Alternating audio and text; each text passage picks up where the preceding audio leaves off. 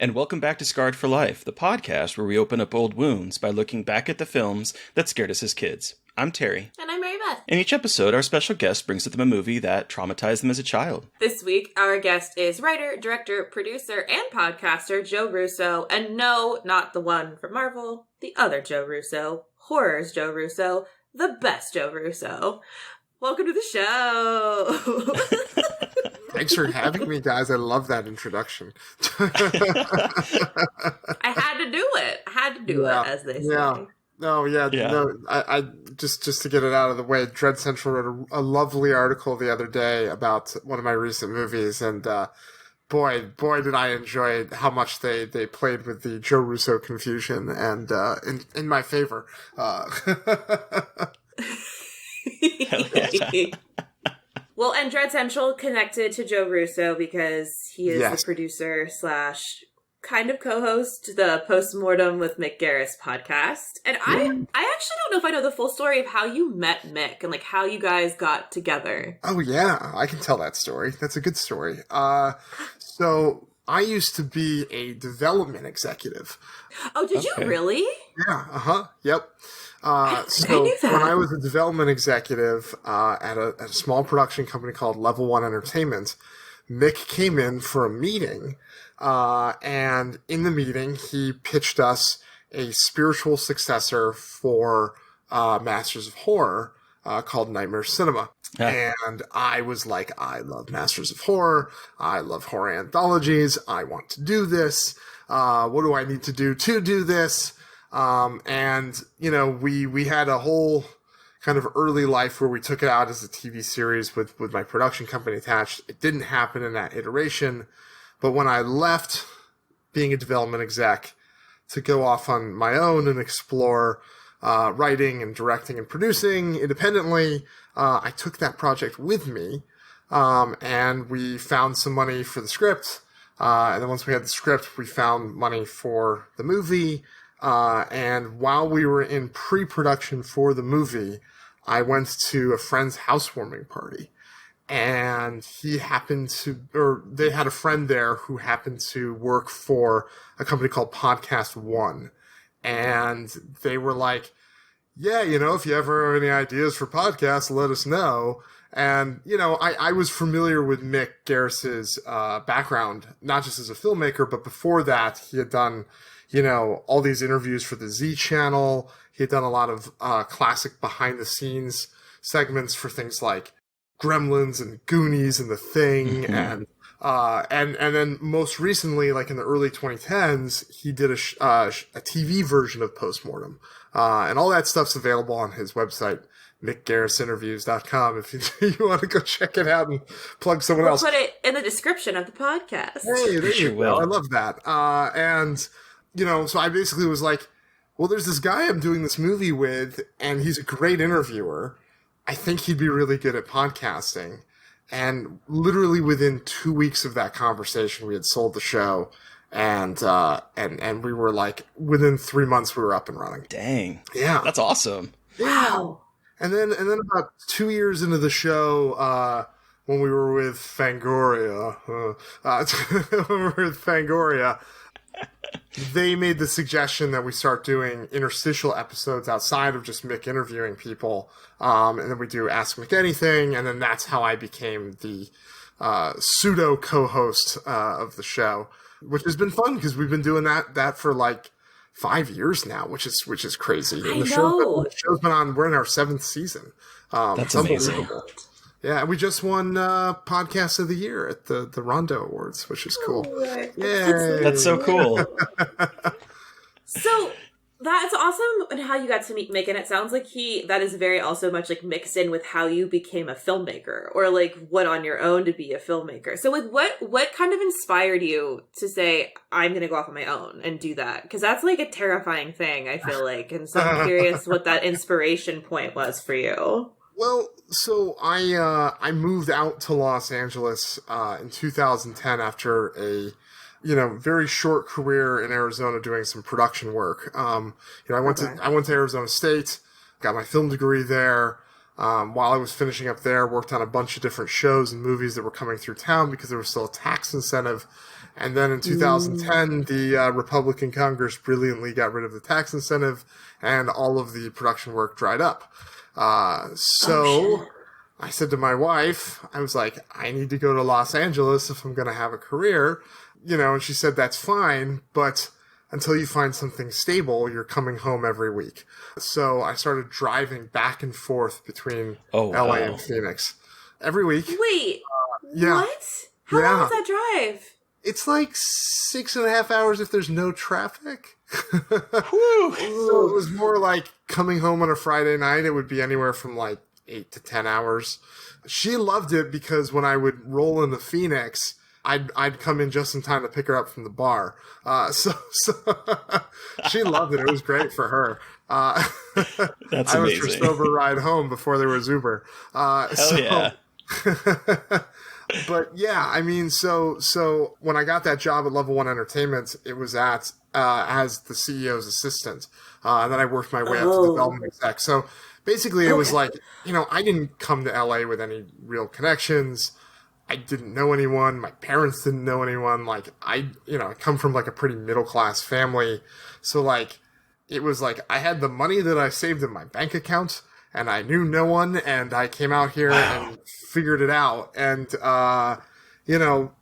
basically that was the first job I could get my hands on, And so it wasn't so much that like, when I left that job that I decided to become a filmmaker. I was a filmmaker who took a pivot down the road in development for 5 years, so that I could get my foothold in the business. Hell yeah.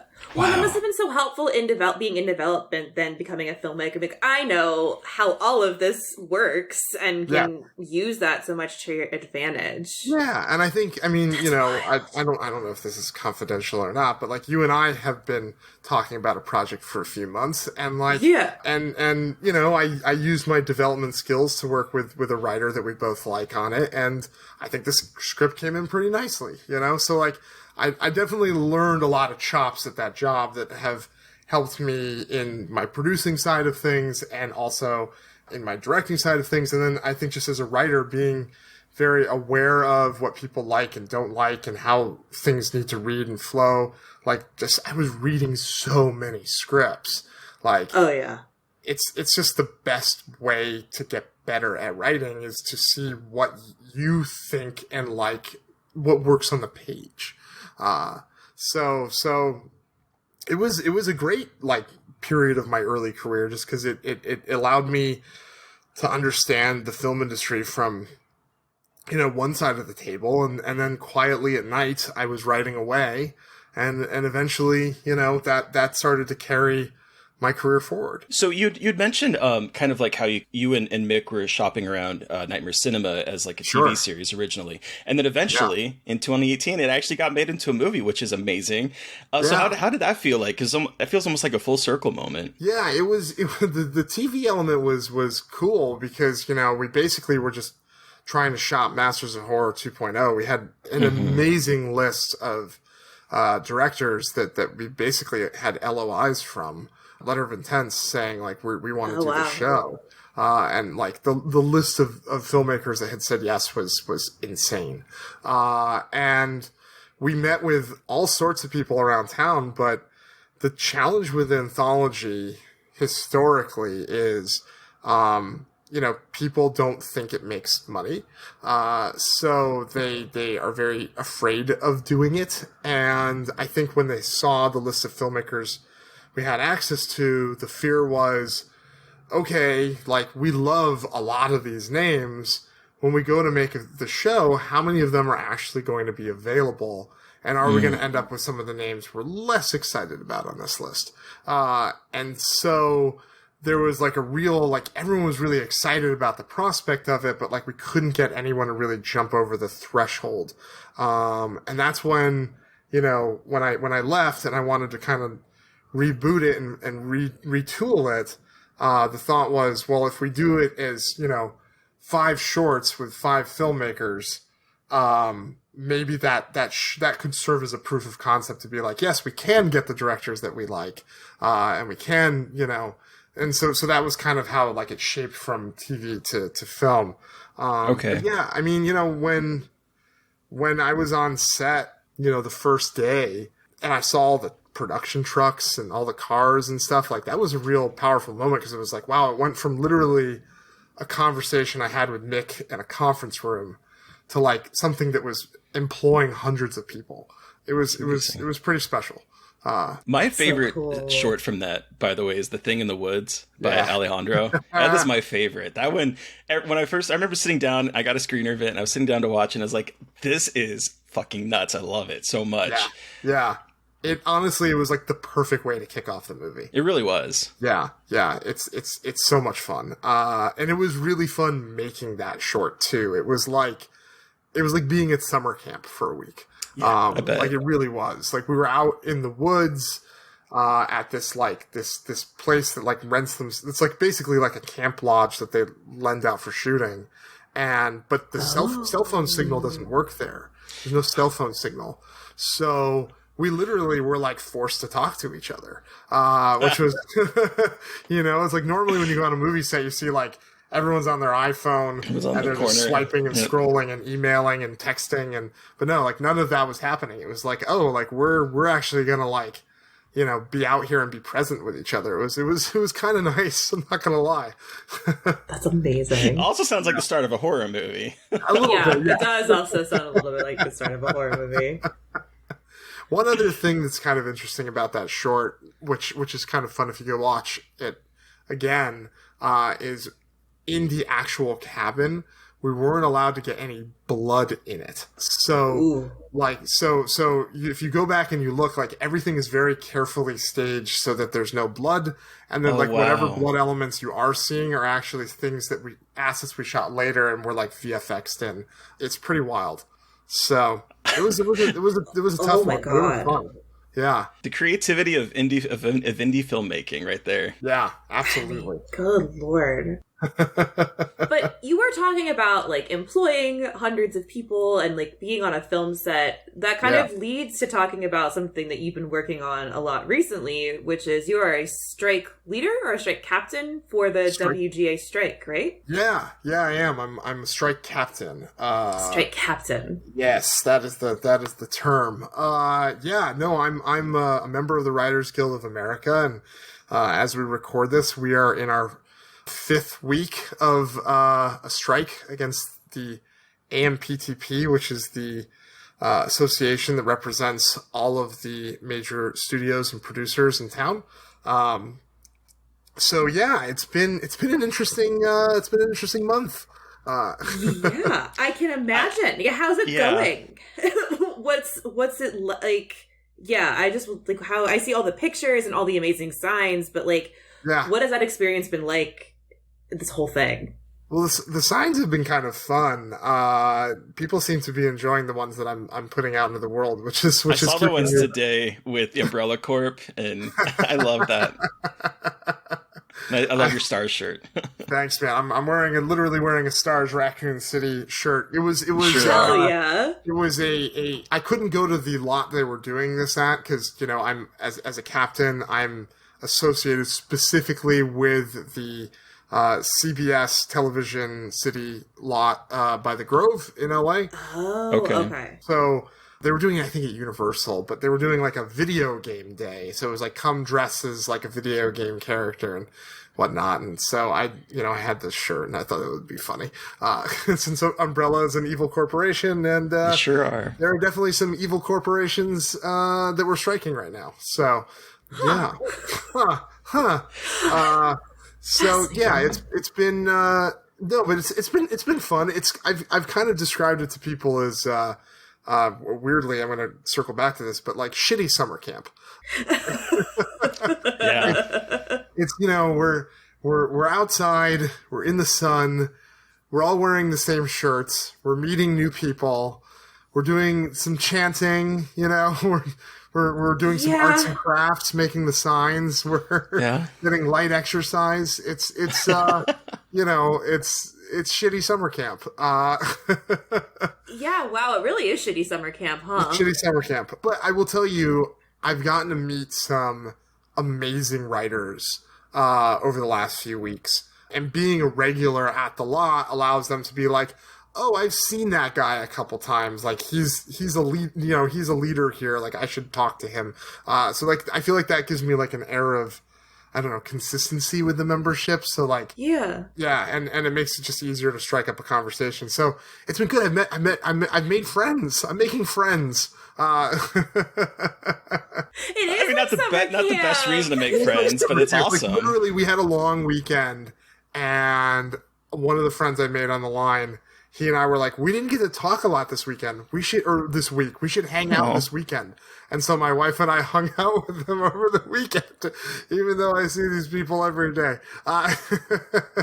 That's amazing. But that's so nice. It's like making friends, but also you're standing up against a terrible, well, not just a terrible, many terrible corporations. And like, and are you involved at all, like with negotiations? Like, how are you, are you? No. I'm not on the negotiating committee. So basically the way it works is, all of our leadership in the guild are writers. We vote them into power, and there is a whole negotiating committee and board members that are essentially handling the negotiations with the AMPTP. Yeah. But we aren't currently negotiating with them right now, or at least we're not talking to them right now. You could argue that we are negotiating by being on strike and picketing. And that is what we're doing. We're withholding our services, and that's how we're negotiating right now. Right. So we've been causing them a lot of trouble over the last few weeks. We've been able to shut down a lot of productions, a lot of film and TV productions, which is costing them hundreds of thousands of dollars a day. We've been able to rally public support and get people like David Zaslav booed at commencement speeches, and hell yeah. So it feels like we're winning the PR fight. It feels like we're actually really financially causing them a lot of harm this time because, in 2007, which I wasn't out here for that strike, but my understanding is we were not able to shut down productions that time. This time we are. Okay. So we're actively, hurting their bottom line. So it's different this time. It's a real difference.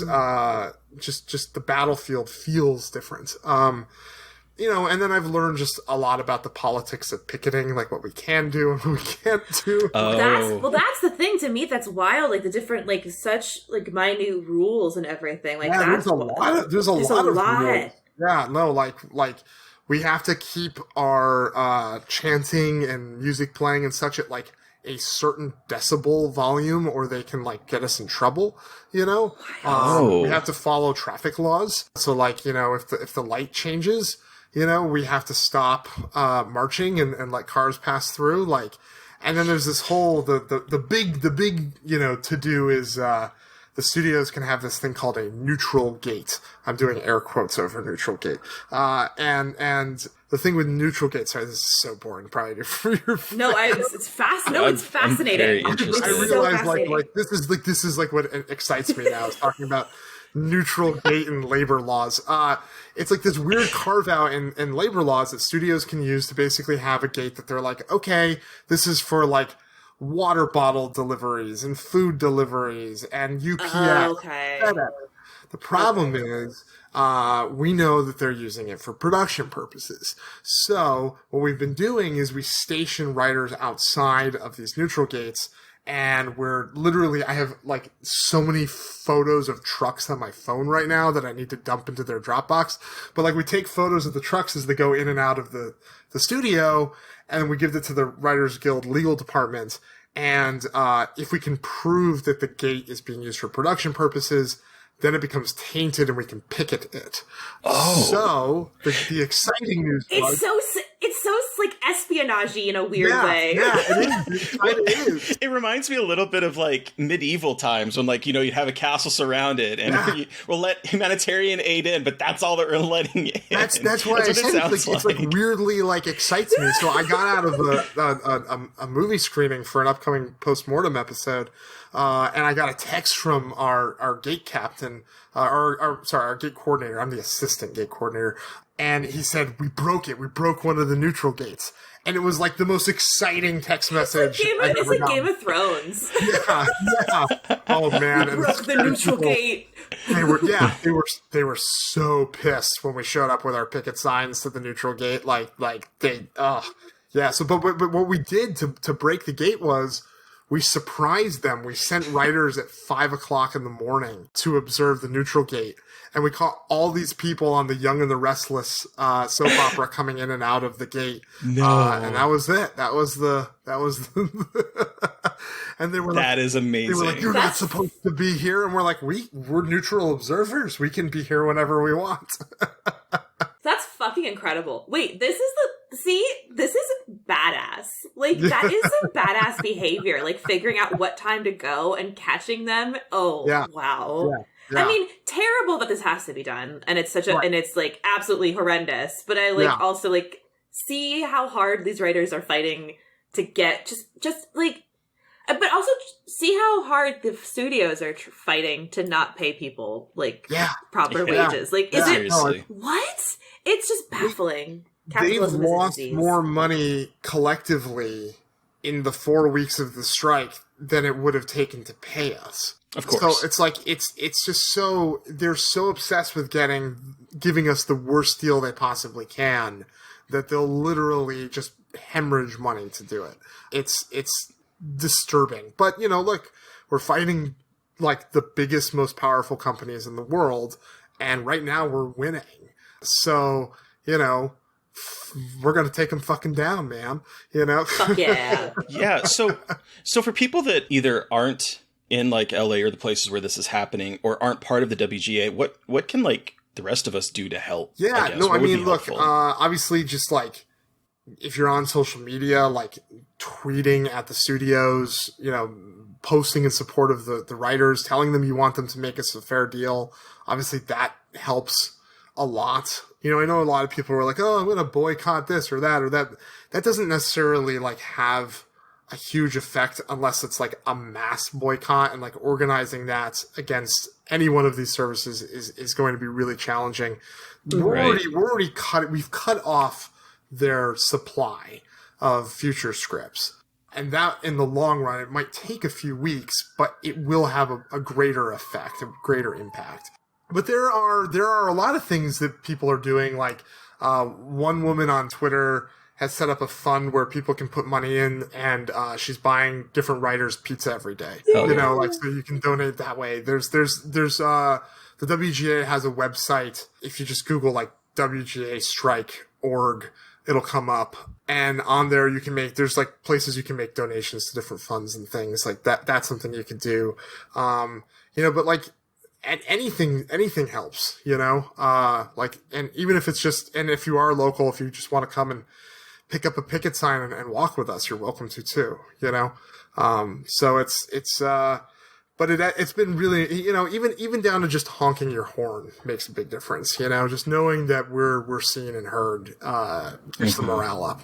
Hell yeah. And listeners, we'll put all of these resources in the show notes so you can see all that stuff and see how you can support, because this is important. Yeah. We want more content. We do. We love content. Personally, I love content. So yes.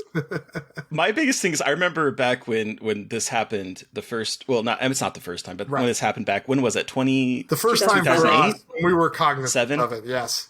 Yeah, 2007. Yeah, and I just remember because 30 Rock had less episodes that season because of the strike. 30 Rock always comes up with me. It's like a personality for me almost. It is a great show, and I just remember season 2 is always a lot shorter than the rest because of what was going on at the time. Yeah. I mean, the big one for me was Entourage. I remember that got super cut short. I mean, and that's gonna happen again. Like, they're holding Stranger Things back until this is over. Right. Yeah, they are. It's like those kids are going to be like 45 by the time the show ends.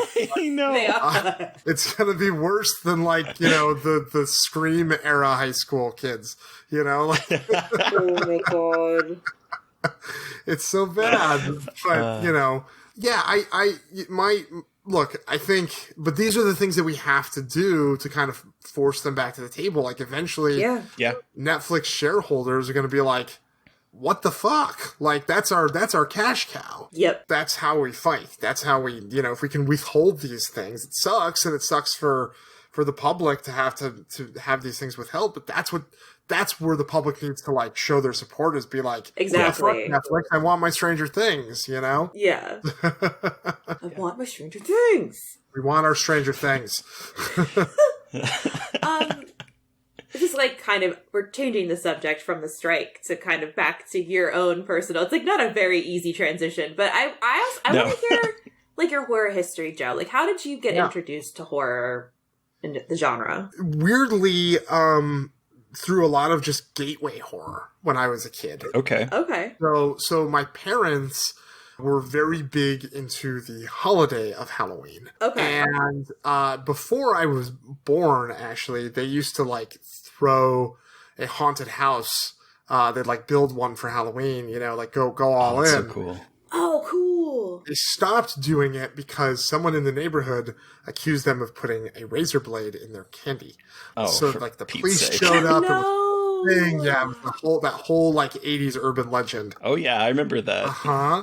And so they stopped, but like my dad had all these like great masks and things like left over from it. So like we had all these wonderful decorations. So it was instilled in me really like at a young age. Like my favorite movie of all time is Ghostbusters. So like I fell in love with it through that. Like the Haunted Mansion at Disney World, The Adventures of Ichabod Crane. Like I grew up, in Connecticut, just outside of New York. So like we went to Sleepy Hollow when I was a kid.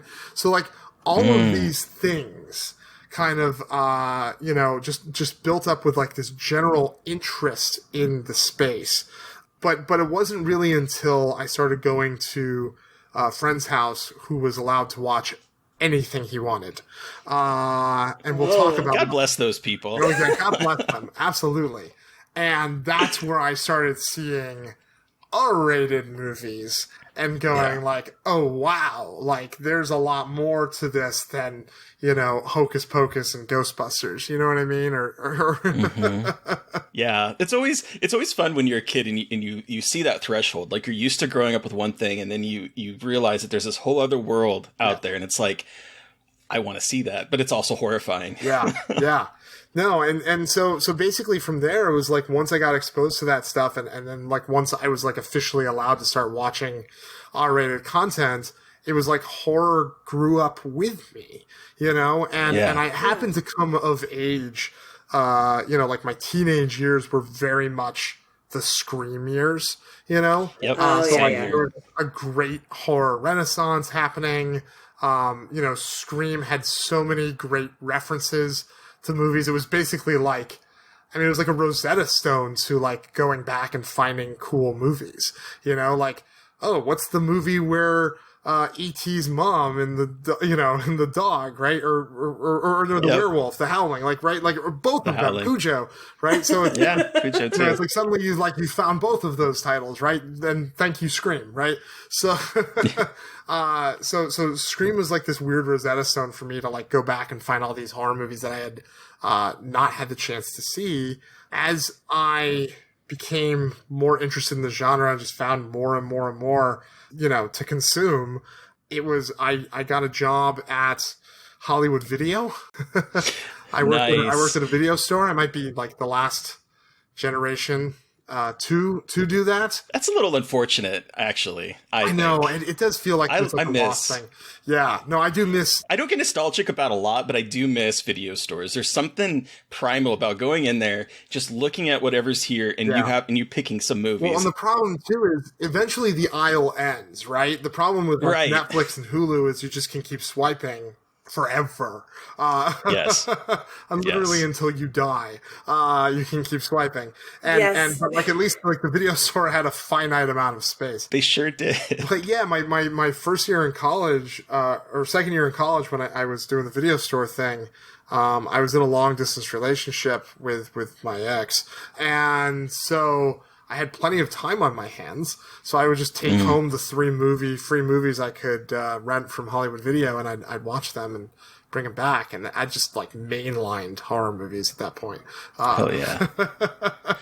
I have to ask, because we've had a couple people on the show that have worked at a Hollywood Video. Did you have to wear a suit? It wasn't a suit. It was like a purple button-up shirt. It was hideous. And black pants.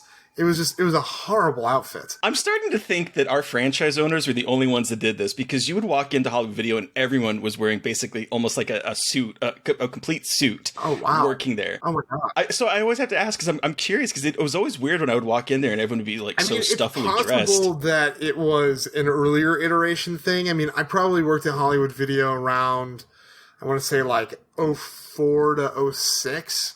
So like, okay. it's I don't know if like before that was maybe the requirement or not, but because we didn't have any in my home, we had a mom and pop shop in my hometown, so like it wasn't but yeah, no, it was interesting. We could only watch during the day. We could only put on PG movies, and Napoleon Dynamite had come out, and it was PG. It's a PG movie. Oh, it is. So basically, we just played that movie on loop for like a year.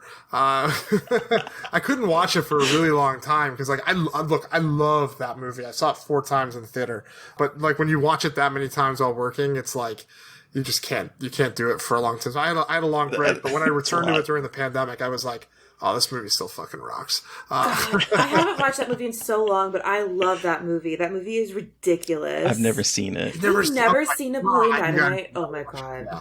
It's super fun. It's the best. more things that your audience wants to hear about. Napoleon Dynamite and well, that's what I want to hear about.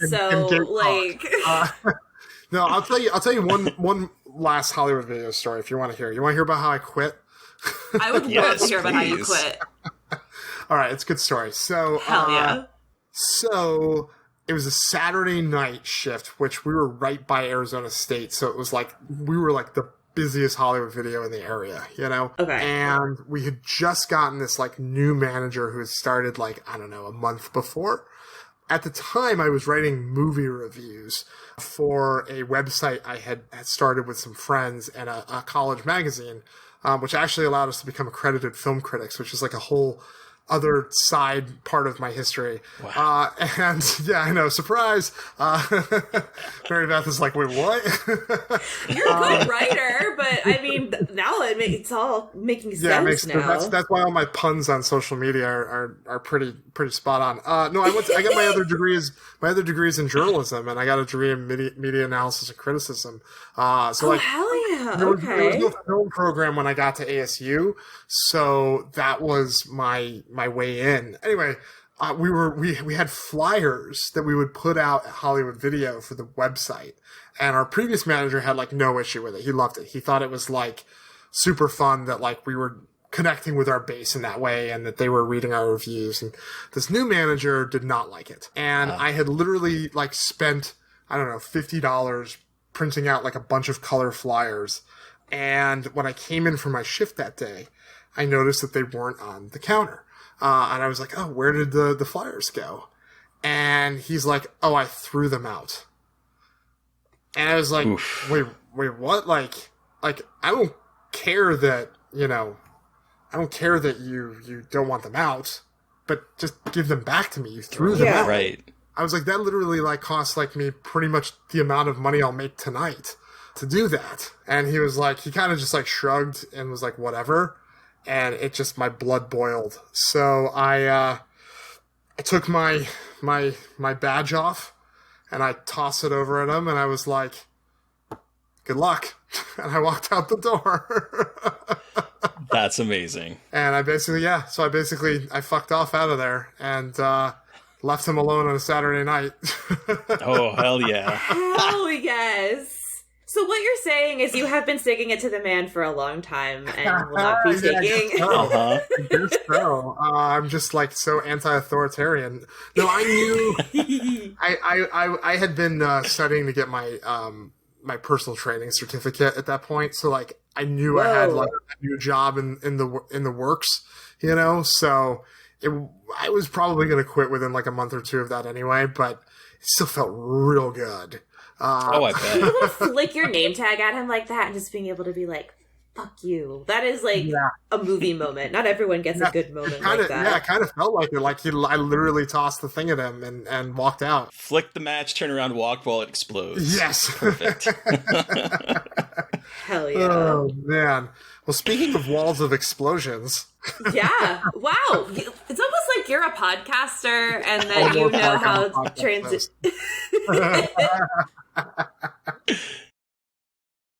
Well, then, Joe, what movie did you bring with you today for us to discuss? Well, I brought one of the movies that I saw at my friend Jared's house at a sleepover that terrified me, that scarred me for life.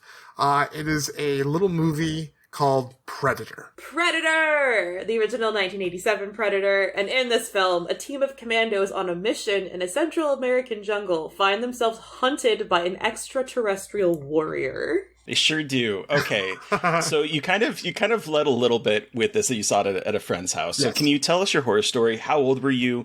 How did you see this? Give us all the details. Yeah. Well, so some context. I saw this after Predator 2 had to come out. Okay. And spoilers for those of you who have not seen Predator 2, but at the end of Predator 2, you see the alien skull in the Predator ship, which gave birth to the Alien vs. Predator sub-franchise. So it was a very, talked about movie on the playground. And all I knew going into seeing Predator was at Disney World, at the MGM Studios, there was a moment where the alien popped out in this MGM Studio tour ride. All I knew was my father said Alien was one of the scariest movies he'd ever seen, right? So I know Alien's one of the scariest movies ever. And they're like, hey, do you want to watch the movie with the thing that can kill the alien? Oh my God. And you're like... And I was like, yes. I guess so. I think. So you hadn't seen Alien at this point, no, right? I had not seen Alien series at this point. So I was, but all I knew was this thing was stronger than the alien, and the alien scared my father, right? So this is my context going into this sleepover, this movie, right? I was primed for being terrified. And I think the movie, yes, as an adult, I recognize that it is a beloved action classic, but it is also, and we'll talk about this, it's a slasher movie. It's a slasher movie with the most muscular final girl. There is. My God. Dutch is a final girl. Dutch is a final girl. Oh my God. I want that on a shirt. I want that so badly on a shirt. Dutch is a final girl. Dutch is a final girl. Arnold Schwarzenegger is one of the only actors I think that has played the slasher and a final girl. True. Because in Terminator, he's a slasher, right? He is. Predator, he's the final girl. Holy shit. So, that is amazing. Holy shit. So I, that's why I was I hope you guys will be okay with talking about this movie on your horror podcast, because I know it's sci-fi action, but I also think it is we don't. We've talked about the craziest shit on this podcast that is not even remotely horror, so do not worry. Someone brought If These Walls Could Talk, the story about abortion. That was... Yeah. For sure. I it's a monster movie, it's a slasher movie, that's but the other thing that I did not know going into seeing the movie, which I think is why this movie scarred me so much, was one of the movies that my dad and I loved watching, and I was addicted to at that point, was the Rocky movies. I love Rocky. I adore the franchise, I adore the character. I love Sylvester Stallone to the ends of the earth. My dad and I would even get out boxing gloves and box after the movie and stuff. It was super fun. It was a fun moment in our relationship. But Carl Weathers, he's the guy who really gives Rocky a run for his money. I mean, they beat each other within an inch of their life. And if Rocky is this Superman who can get beat up that bad, when I saw Carl Weathers get his arm cut off by the Predator, that is the moment I was scarred for life. Oh no! That's amazing. So wait, how old were you when you saw this movie? I was probably 8 to 10, I would say. Okay. That's all right. Yeah. Wow. It was, but yeah, so you got to remember, like, the context is this thing is scarier than the alien, which is the scarier thing to my dad. And Carl Weathers, who I love from the Rocky movies, gets butchered by this thing. So yeah, this movie fucked me up.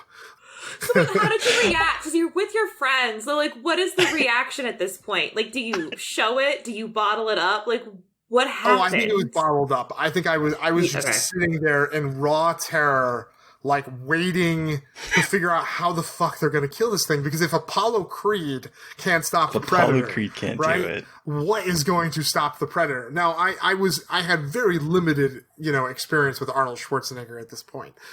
So it was. Because Arnold didn't really have, like, a Rocky family-friendly franchise at that point, Maybe Kindergarten Cop had come out. I don't know. I can't remember. I'd have to go back and, like, look at the IMDb thingamajig. So to me, I didn't know that he was going to be able to go toe-to-toe with this monster. And so when it happened, I was completely on edge and exhilarated by every second of the rest of that movie. And I think I probably just sat there completely, like, still and silent, like, taking it all in, But the next day, we were in his backyard playing Predator and Commandos and, like, running around and, taking turns shooting each other with fake guns. So it went very quickly from sheer terror to, like, adrenaline-fueled bliss, right? Which is what I think why most people like horror movies to begin with. Like, it's the safety, it's the come down of getting off the crazy roller coaster. You survived, and that high that you have can linger. Yeah. That movie gave that to me probably the first time that I can genuinely remember that happening. That is amazing.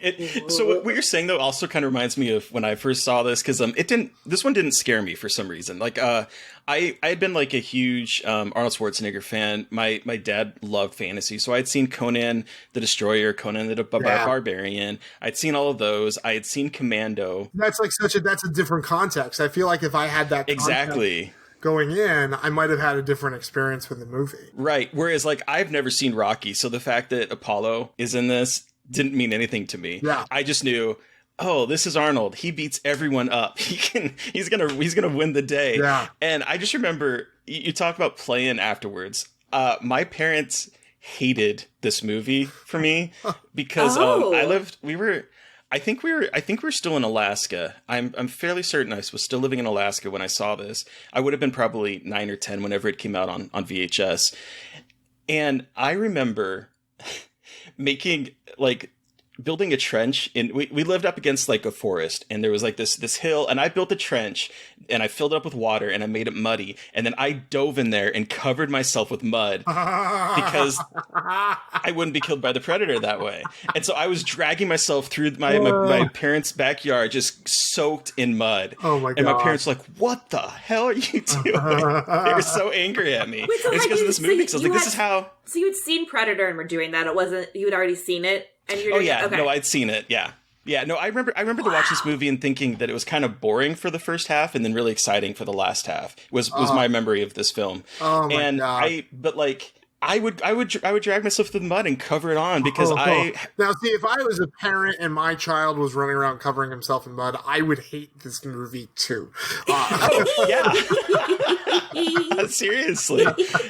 And the thing is because, like, I would always take lists. I would always make a list of things like, this is how you kill Freddy. This is how you kill the werewolf. I would have all these lists. And it's like, if I go up against a predator, I need to be able to cover myself in mud. Yeah. And so in my mind, it made perfect sense. And so I would play around in the mud and just kick myself in it. How very Monster Squad of you. I know. Oh my god, that was a favorite movie of mine as a kid. Yes. That's another gateway horror movie for me too. I think that was the thing. And then, obviously came the day when I had to face watching Alien, which was also kind of like, oh my God, if Predator scared me this much, like what's Alien gonna do to me? But when I crossed what did it do to you? It fucking terrified me. No, but I love Alien, you know what I mean? Like, and I love Aliens, but yeah, I lived in like perpetual fear during like the early 90s because of those movies and those filmmakers. But like one thing that haunted me too, and I was debating about whether or not, to do Predator or this, but like another franchise that I also consider a slasher, which I already tipped my hand, is Terminator. The first two Terminator movies are absolutely slasher movies. Yes, they totally are. Yeah, the first one more so, but like both of them. And when I saw Terminator 2 and, the world was going to end on August 27th, 1997, I lived in perpetual fear that the nuclear apocalypse was coming. I just had a lot of anxiety as a child, apparently. I was going to say, so, like, were you easily scared as a child? Like, were you scared a lot by these movies and, like, by horror movies or any kind of, like, that stuff in general? I still get scared by horror movies, Hell like, yeah, cool. I mean, I went and saw The Boogeyman a couple weeks ago, and there's one jump scare in the movie that I literally leaped out of my fucking chair. And if you've seen it, you know what I'm talking about.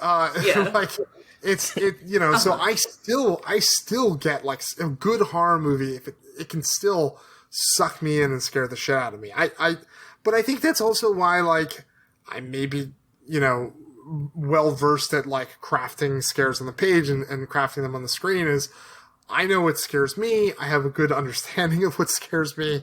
And like, hopefully that translates to other people too, I think it's like, even though I was maybe like, and maybe still am a scaredy cat, the fact that like I can face it, watch it, be scared, grow to love it, and then distill that emotion and put it out on the page or on the screen, I think I think that's why it served me well over the years. Oh yeah. Yeah, it's funny because like we've talked about Alien on the podcast before because that was one of my Scarred for Life moments. But I had a very similar reaction to that movie as you had to Predator. But like I had no idea what an Alien movie was. All I'd seen was like the 1950s aliens, that kind of stuff. And so when you sit down and you watch this movie and there's no flying saucer and it has like a thing bursting out someone's chest, it was like, no, I'm done. I'm out of this. So if I had known that like Predator, because at that point I didn't. If I had known that Predator, could kill one of these aliens, I probably would have been in the same boat as you because the aliens terrified the shit out of me. Yeah. No, I think it was just like the perfect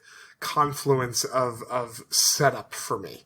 But I wouldn't trade it for the world because I love the movie dearly. Like it's wild for me to think that John McTiernan made this before Die Hard because it seems like such a much more complicated movie to have made. Yeah. And the fact that it is like before Die Hard and it's so well done. Like he really is like one of our like underrated, underappreciated master filmmakers who we like. It sucks that he's not making movies anymore. Like it's really like we lost a good one when he kind of backed away because of his tax issues.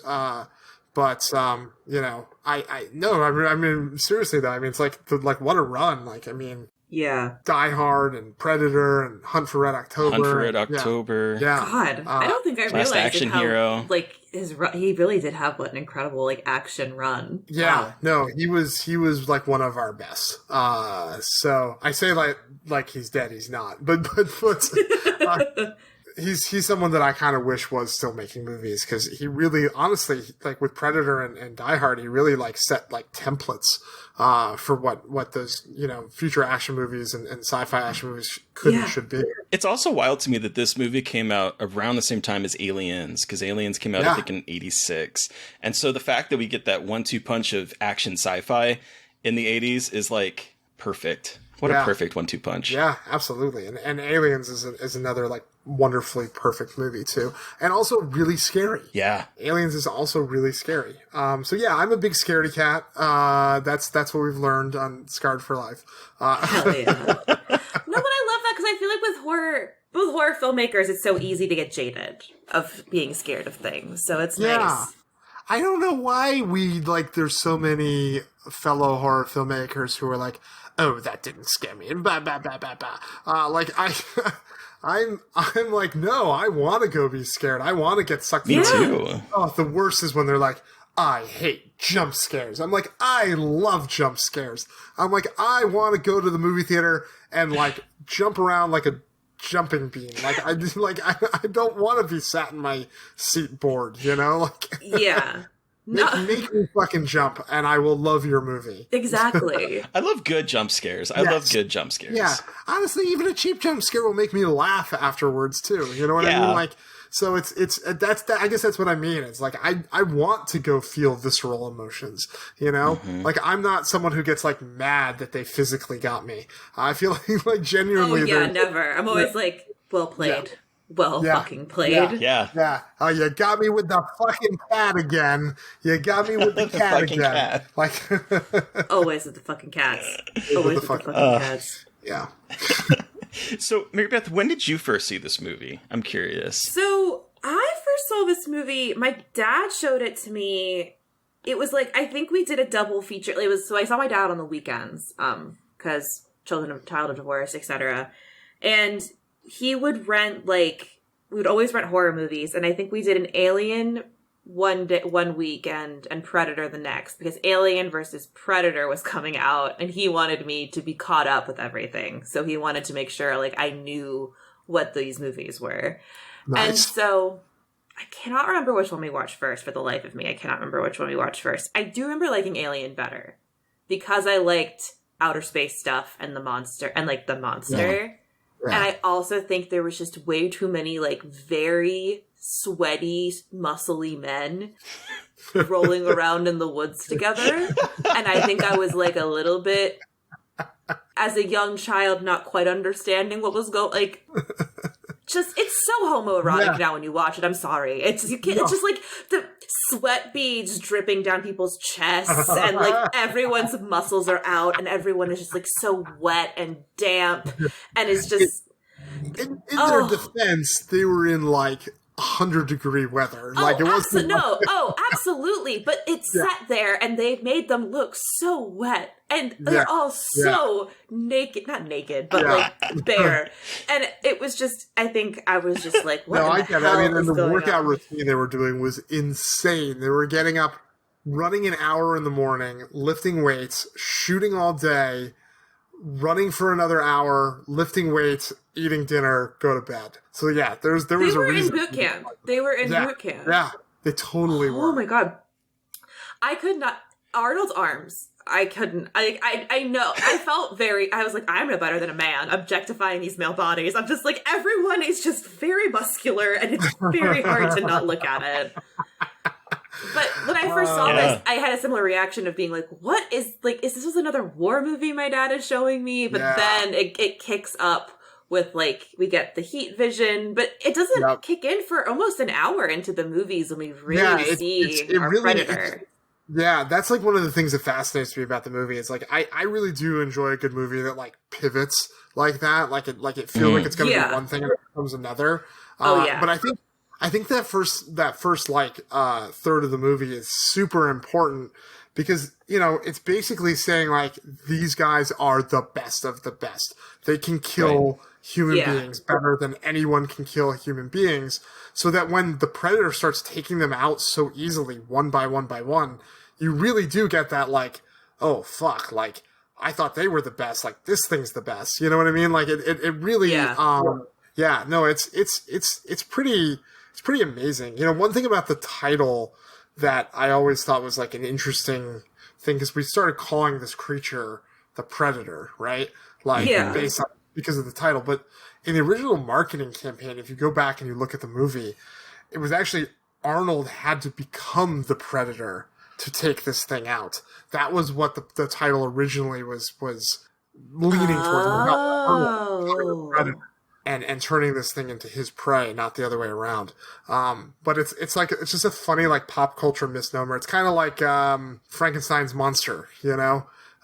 We call it Frankenstein, right? Yeah. So anyway, just a small little tidbit. Wait, so do they ever, like, give a name to the thing, like, to the Predator? Not in the movie, no. Right. Not in the movie. No, we don't get any explanation like that, and I love it for it. Me too. Absolutely. Like, that's what I love movies like that, where it's just like, we have maybe like a shot of it, like, again, like a space, like what the opening scene is, like a spaceship going somewhere, and that's it. Yeah. And I love that. And you just you just get to know the technology, and it's just like you learn it, like you're learning with the people, and you don't get anything else. You just know that this thing is big and scary and has some acid blood, like green drippy blood, and is really strong. Honestly, like the that's one of the things that bothers me about a lot of modern day genre filmmaking is executives are constantly asking us to explain more.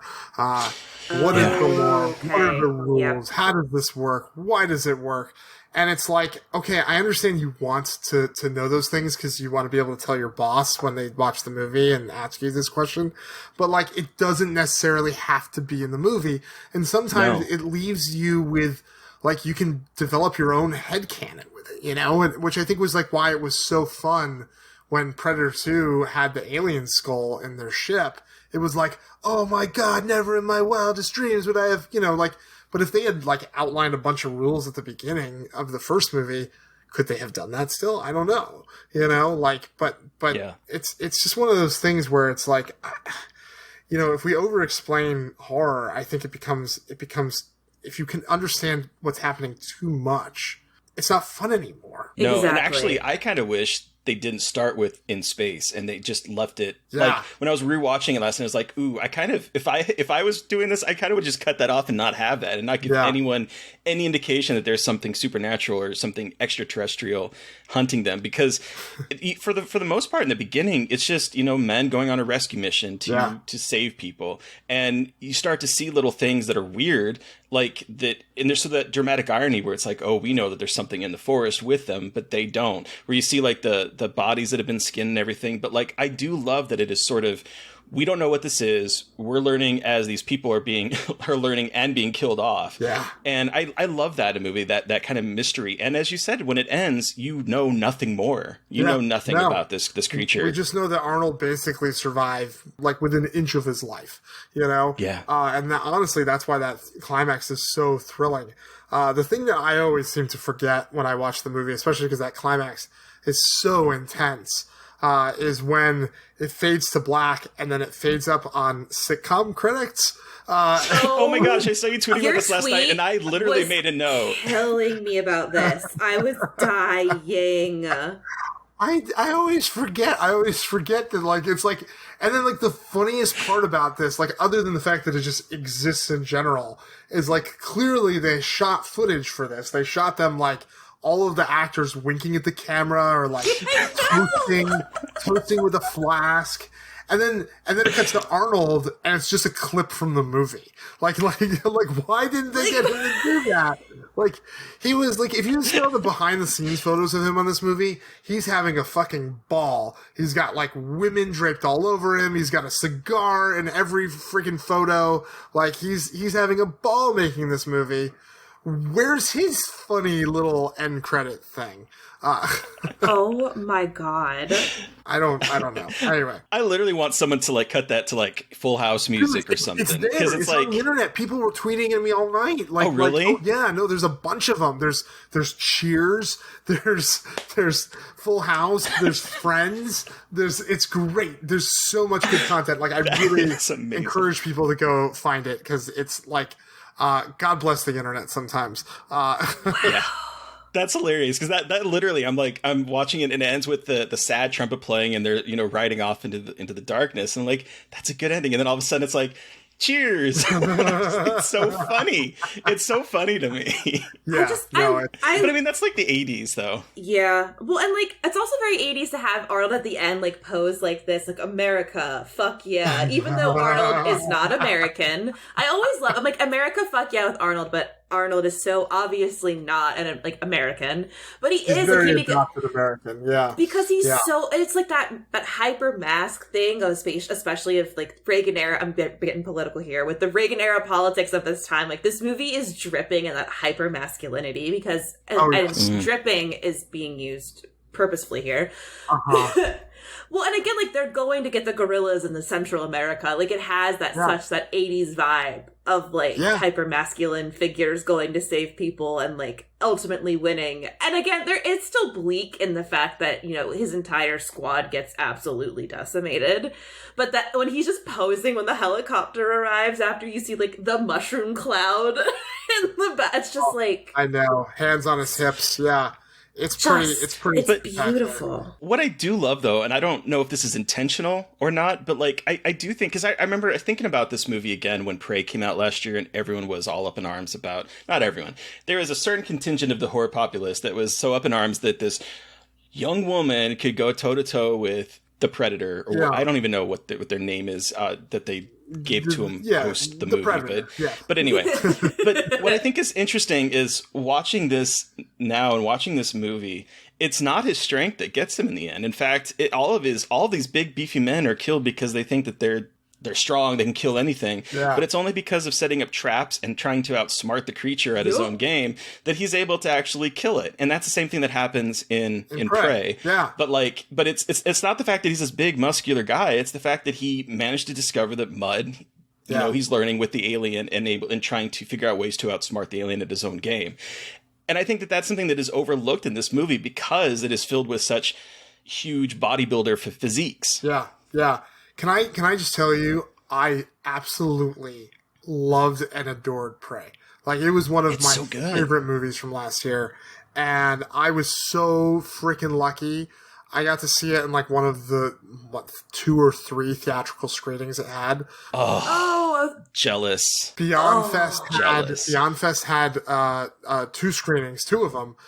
They had one in English, and then one in the dubbed Comanche language, and it was hands down one of the best Beyond Fest screenings like I've ever been to. The crowd was insane. Like, I could not have seen that movie under better circumstances.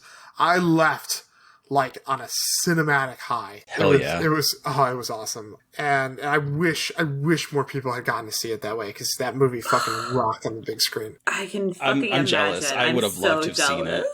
That movie fucking would have loved to have seen that. Yes. It does. Yeah. It's so good. So good. It understands what Predator is about and is able to redo it in a way that is fresh and unique. And I'm like, this is the kind of legacy sequel I want to see. Well, I guess it's technically a prequel, but right. No, I know what you mean. The only thing I couldn't believe it missed was in the original Predator, I loved like when Billy kind of figured out what it was and what he was fighting, and he stops on the log to like turn around and face it, and he cuts his chest and he's gonna like go toe to toe with it.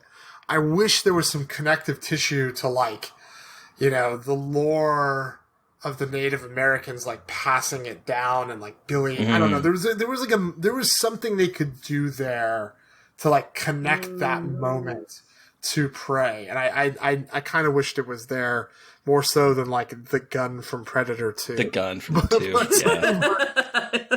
But whatever, it's not my movie to make.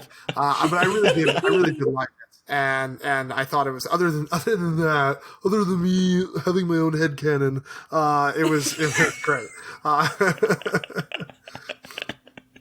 This movie also has like a lot of really great one-liners that I just love. Yes. It's just full of them. I mean, that's like true of like a lot of 80s movies.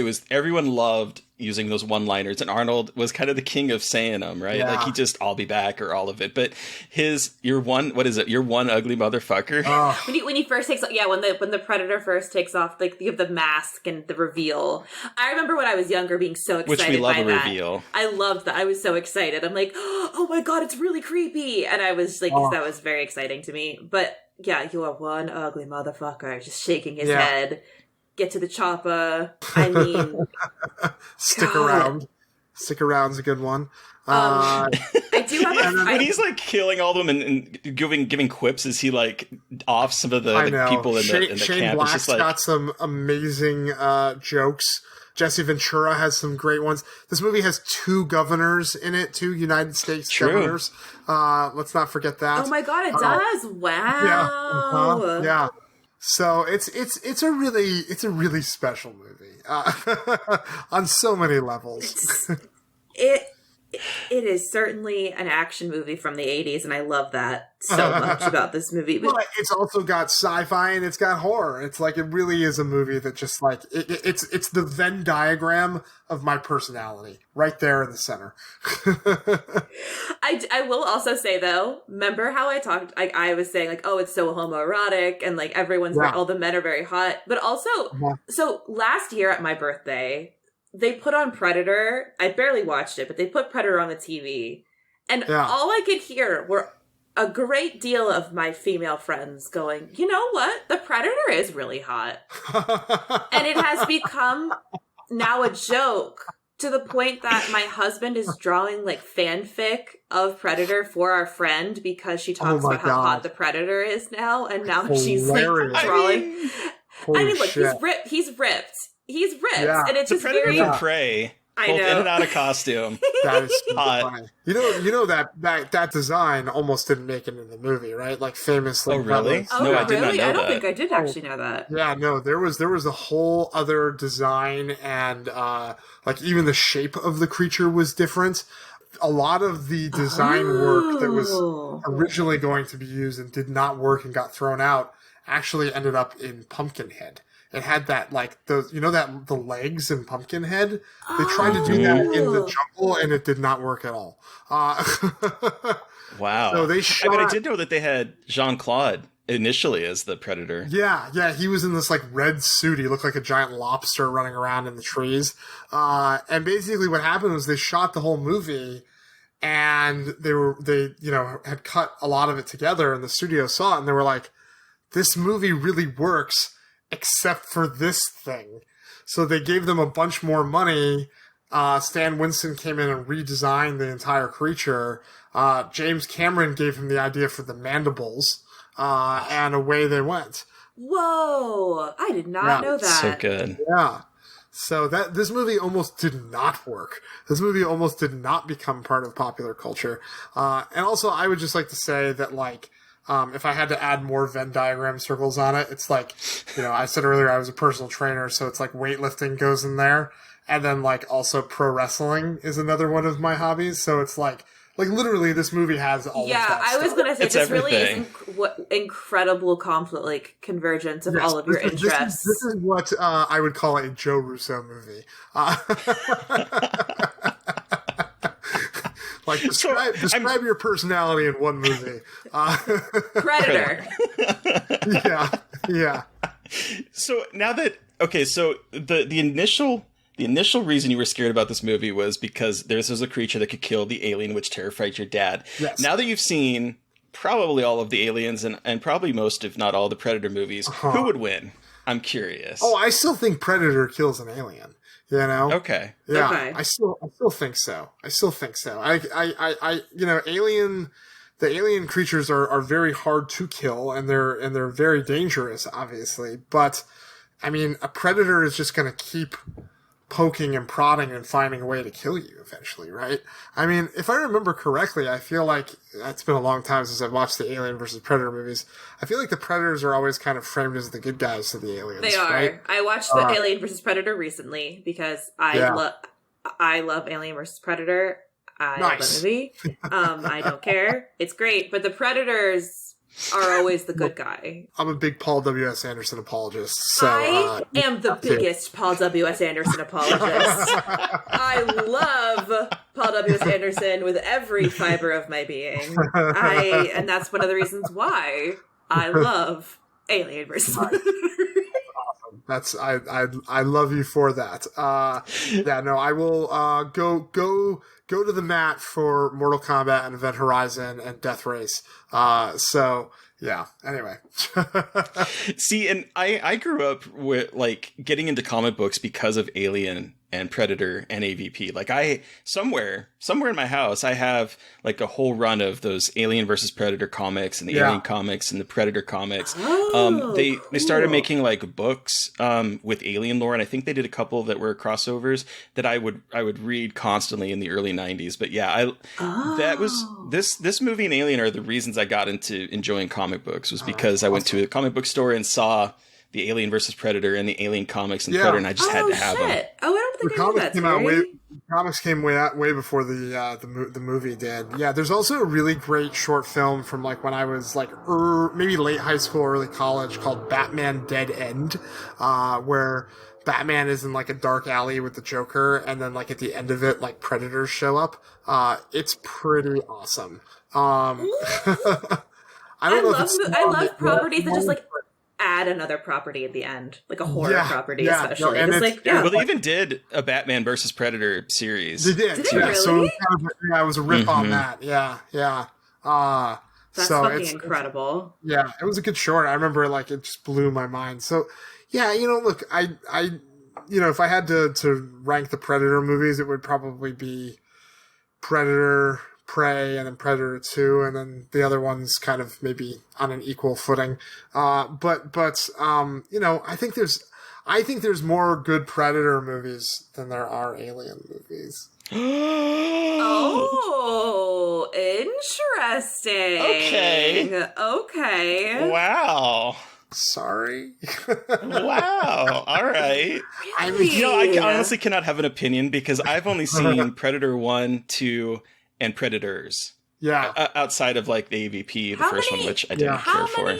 I mean, Predator look, movies. I've seen Prey. Well, I mean, I guess there's the AVP movies. Right, so that's 2 there. Predator 2, Predators, The Predator, and Prey. The Predator, yeah. There's a lot of these movies. There are. Oh, wow. Yeah, but I think, there's also the Prometheuses and Alien Requiems. And look, I haven't revisited those movies in a long time, so maybe I'd feel differently about them on second watch. But I was, look, at the first 3 Alien movies, they're great, I'm glad you're including Alien 3 in there because that is one that is derided an awful lot, and it has a very special place in my heart for multiple reasons. But yeah, I think Prometheus is great. I think Prometheus is fantastic. Ooh, Covenant, not so much. I gotta give it another shot. I think it was just one of those things where the hype was so astronomical for me, and it just didn't live up to what I wanted it to be. Okay. So it might have been just my own baggage, but I know it's been getting like a really big relook over the lot because it came out. I think it's 10 this year, right? It turns 10. I think so. Yeah, oh my gosh, and it's just really? a bunch of people were talking about it recently because I think the anniversary was 10. Maybe I'll watch it again and write something for Dread Central. I mean, maybe we'll see. I'm around. Is there anything else you want to touch on before we wrap up and give this our rating out of 5? I just want to say that one of my favorite moments in this movie, because it's so silly in like retrospect, but like I remember watching it as a kid and being like, oh yeah, was when all of them decide to start open fire. They're just blindly firing and then losing all of their ammo, and they're shooting at nothing. Yes, but that's the thing. It's like it sets up the stage for why you should be so afraid of this thing. It does it beautifully. It does it as well as Dr. Loomis talking about how dark Michael Myers is. Like all of these action beats set up the Predator to be this amazing slasher. Mm-hmm. Yeah, it's really, and the Predator is stalking them, following them, lurking. We're seeing from his point of view. Yeah, the movie borrows very liberally from Halloween. But it does. You're right. Slasher doesn't, right? It's amazing. Yeah, and you initially emailed and said, I know Predator's not really a horror movie. And I was like, whoever said Predator wasn't a horror movie? There's it's the same people who say Jaws isn't a horror movie, which they can piss off. They're just like objectively incorrect, you know what I mean? Agree. Like, what? No, I know. But it's like I because it's sci-fi, because it's action, I think people try to take away. Look, people are always trying to take away from our genre. People are always trying to relegate horror into the gut. I mean, it's like people who are like, well, Get Out is a thriller. It's like, no, Jordan Peele says it's a horror movie. It's a horror movie. Like, it's so obvious when you watch it, it's a horror movie. But, I mean, again, like people are trying to reclaim Sixth Sense or Silence of the Lambs. They're horror movies. Like, yes. Yes. Yes. Yes. Oh, and I also think it's really tricky when we do like things that are in different genres, because for some reason it seems like the vast majority of people want to know it's this genre or it's this genre. Yeah. And so when things blend in between there, because this is action, this has horror, I would say that the first half of this movie is almost a horror movie, because they're literally walking through and seeing things that shouldn't be, skinned bodies, like just the horror that they're seeing up until like the action points is like a mini horror movie. It's the slasher bit before, where it's like something creepy here, something's following us, and then it finally goes into the final act of just all out brawls. But I do think there's sometimes people are always like, it has to go into this one idea of what I think horror is. And I think horror is Jason. And that's what I think horror is, right? It's like, so anything that goes above that, it's like, oh no, that's actually a thriller because I like it. And I don't like horror. Right. You know what I mean? I think so that, weird. I think that happens all the time. But I'm a big advocate of, defending, I'm going to this, horror writers picket tomorrow. And I'm pretty sure Hell yeah. my sign is going to be Jaws as a horror movie. And I'm just going to march around with that. I love when you had the Poltergeist, Toby Hooper directed Poltergeist sign. Another article you read for Dread Central, but not to plug again, but love that too. Put that in the descriptors. I loved writing that article, and thank you for the chance to do that, because every time that comes up now, I just send people that article to shut them up. But yeah, Toby Hooper directed Poltergeist. The funniest part about that was Deadline Hollywood picked up that photo of me and put it on their like best sign page. I'm like, what a obscure like niche horror argument that like went mainstream. I mean, it's funny because Jaws is very similar to Predator in that it is merging different genres together. Also, as a kid, I used to call the shark Jaws. Yeah. So like the Jaws, Predator, you know. Absolutely. Little did you know his name was Bruce after the lawyer. Right, exactly. Did you have anything else, Mary Beth? No, I think I'm ready for us to wrap this sucker up and give it a rating out of 5. So, Terry, you're up first. How many ugly motherfuckers out of 5 do you give Predator? I'm not as big of a fan of this series as I am Alien. That's why I was like, what? No. But I think this is a really fantastic action, horror, sci-fi conglomeration of everything that is the 80s. Like, this is the kind of movie that we'd get a ton of in the 80s, that kind of crossing different genre lines, and I love that. I think I like that it is, whether it means to or not, is sort of kind of tearing down this idea of the alpha male, because it's not his unique strength that saves him in the end. It's figuring out what the alien does and trying to outsmart it. I think it's a lot of fun. I have a lot of nostalgia for this one too. For me, it's 4. I'm gonna give it 4 ugly motherfuckers out of 5. What about you, Mary Beth? I'm also gonna give it 4. I have a fond memory of both watching it when I was younger, and then also my friends watching it, and now it being a recurring joke in our friend group about the Predator being sexy. But that aside, it is such like a quintessential action horror sci-fi, like, as we talked about the Venn diagram of Joe Russo, but it's like such a good Venn diagram of like all of the things in the 80s that people liked in one movie, it feels like. And it's so 80s without feeling like, it's not like maybe aesthetically super 80s, but like the subject matter is very 80s. And I kind of love that as like a cultural object. And it's so homoerotic, but not at all at the same time. And I do maybe wish it was gayer, so that's why I'm getting a 4. Joe, you have the final word. How many ugly motherfuckers out of 5 do you give Predator? Well, look, I think people already know what I'm going to give it, because, as we said, it is a quintessential Joe Russo movie. It is all of my interests combined. It terrified me. It stayed with me as I grew up, and it delighted me in different ways, from being terrifying to being fun. It is a pop culture phenomenon that is carried on for decades. 5 ugly motherfuckers out of 5 ugly motherfuckers. Hell yeah.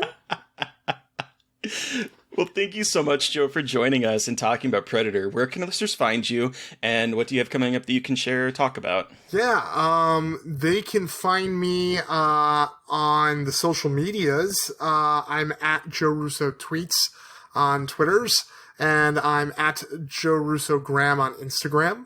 And then they can hear me every other Wednesday on the Postmortem with Mick Garris podcast on the Dread Podcast Network. Hell yeah. Hell yeah.